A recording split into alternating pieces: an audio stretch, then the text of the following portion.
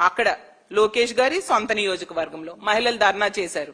మరి మీరు ఏం చేస్తున్నారు? మీ నీడలో మహిళలకి రక్షణ ఎక్కడ ఉంది అనేసి నేను అడుగుతూ ఉన్నాను. మీరు ఏ అర్హత ఉందనేసి ఈ మహిళా దినోత్సవ వేడుకల్లో మీరు పాల్గొంటారు. ఈ విధంగా మహిళలకి ఇచ్చిన హామీలు అమలు చేయలేదు, మహిళలకి రక్షణ ఇవ్వలేకపోతూ ఉన్నారు. మీకు ఏ అర్హత ఉంది మహిళా దినోత్సవ వేడుకల్లో పాల్గొంటారు అని చంద్రబాబు నాయుడు గారిని అడుగుతూ ఉన్నాను.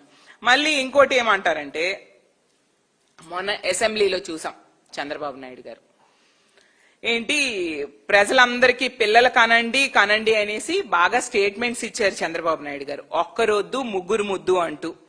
మరి ముగ్గురు పిల్లల కంటే ఎవరు పోషిస్తారు చంద్రబాబు నాయుడు గారు? మీరేమైనా పోషిస్తారా వాళ్ళకి? వాళ్ళకంట ముగ్గురు పిల్లల కంటే 25,000 ఇస్తారట.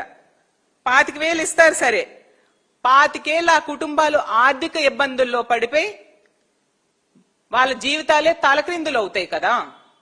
ఇప్పుడున్న పిల్లలకు గాని విద్యార్థులకు గాని వాళ్ళకి ఇవ్వాల్సినవేవి మీరు ఇవ్వకుండా 20 నెలల్లో ఎంత దారుణంగా వాళ్ళకి మోసం చేశారు.